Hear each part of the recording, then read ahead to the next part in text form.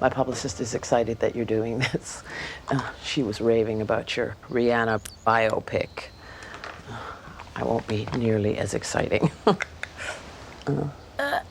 Are you kidding me? You're almost as famous as Einstein.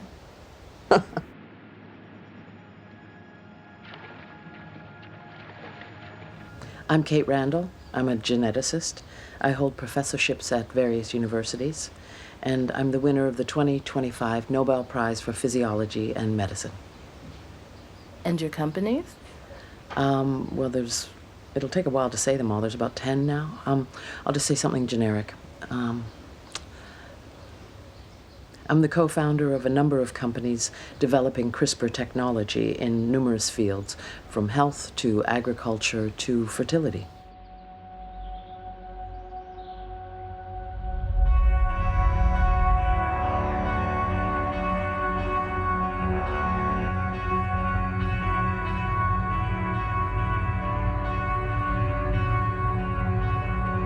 So now can you read the opening paragraph from your new book?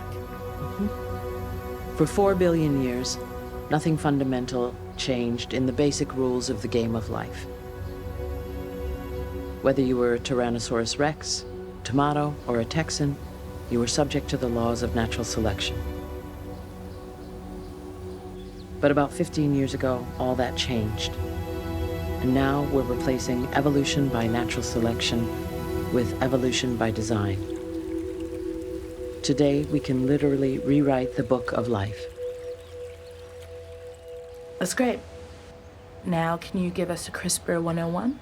Really? I mean, kids are learning this in elementary school.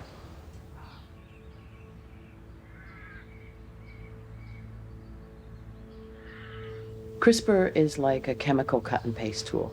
It enables us to snip out a certain piece of DNA and remove it or replace it. It works in a few ways. You can use CRISPR to snip out the part of DNA that's coded for, say, muscular dystrophy or Alzheimer's, thus eliminating that disease from your future child. But CRISPR is not only a pair of scissors, it also allows us to insert the DNA.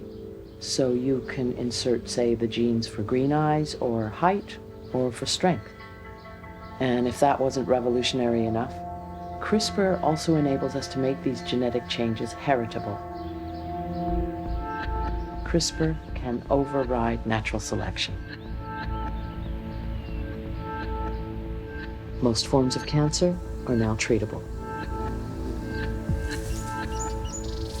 Drought-resistant rice now ensures food security for millions of the poorest.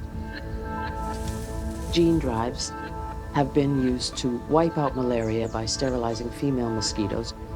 Now, using pigs we've modified for human organ harvesting, there is no transplant wait list in countries like the USA or the UK. That's just a fraction of the numerous benefits we're experiencing from CRISPR. Your hormone level are 5.7. You're still using Cassandra? I'm so sorry. I was sure I turned my phone off. So I want to ask you about regrets. What about the way it's exacerbating inequality? The recode babies which only the rich can afford. The fact that we're engineering a new human race for the wealthy. You can't blame that on us, on scientists. That's capitalism, not CRISPR. We did everything we could to mitigate the risks. In 2019, we called for a global moratorium, but we were ignored. I sat on global ethics committees. I wrote 3 books to inform the public. I did everything I could.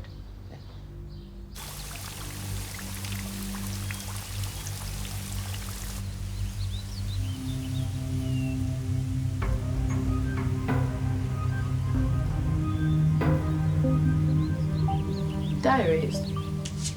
Not quite. Morning pages. It's free writing. Helped me write that first book. I had all those nightmares back in 2019.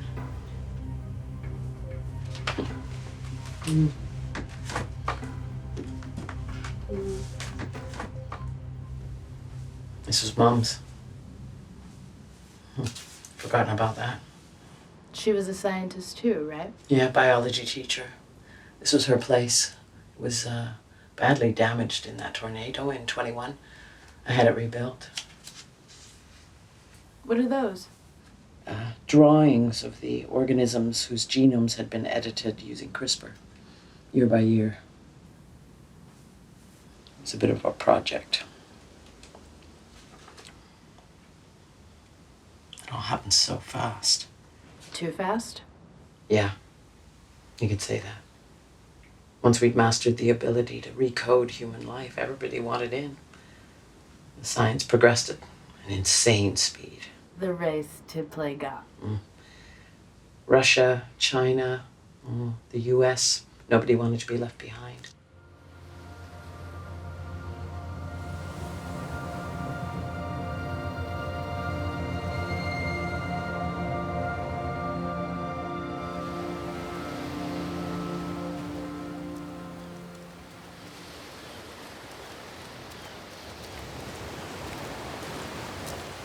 My mother became obsessional.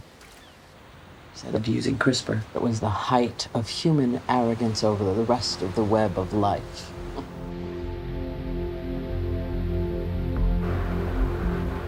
More and more, whenever she looked at me, she had this mix of pride and disappointment.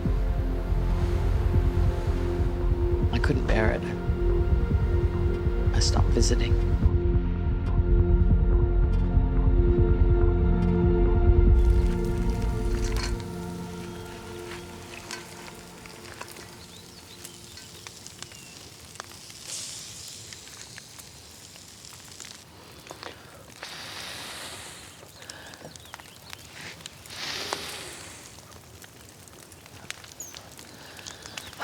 Put the bloody camera down. Have a drink. I'm good, thanks. I'd like to ask about CRISPR and... Oh, just have a sundowner. I'm not drinking. When's your harvesting date? I'm sorry? Oh, well, that was your hormone measurements on your phone, right? IVF? Actually, this isn't about me. Well, that's not fair. You get to pick me apart, but I don't get to find out anything about you.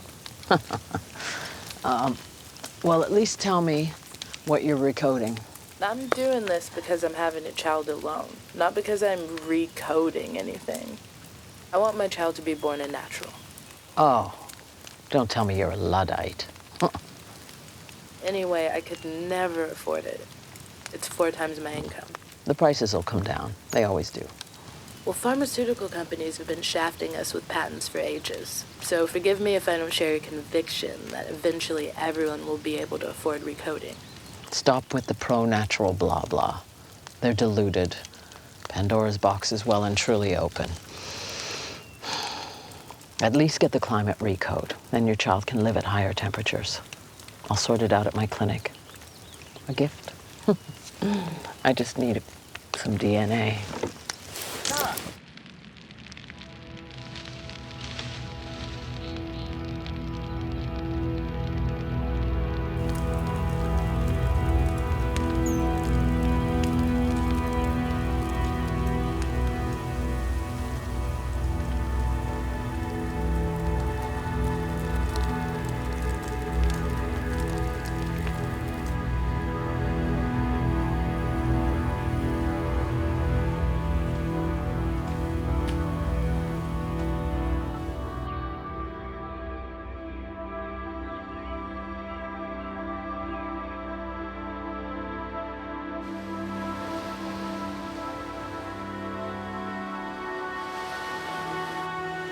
I just wanted to help.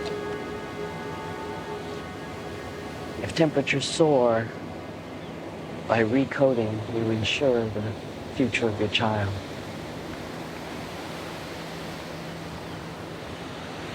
When I was little, I used to spend hours prodding the sea anemones.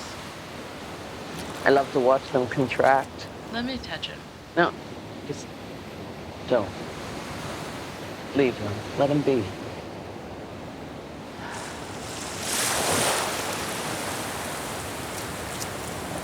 If you want to film where it really all began,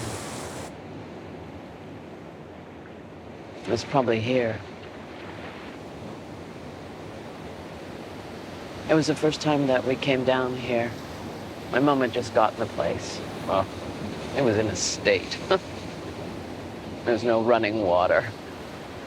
We had to wash our plates in the sea that first night. I wanted to impress her with star jumps on the rocks.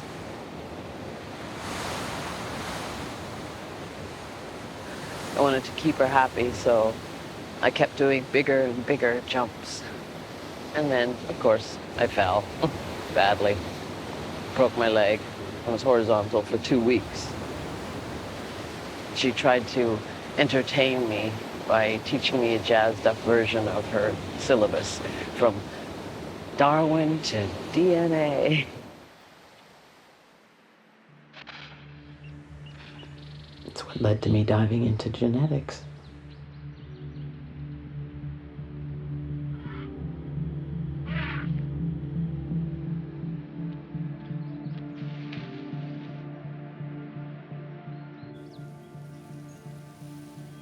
Toward the end of her life, she told me how she sometimes wished that that period had never happened.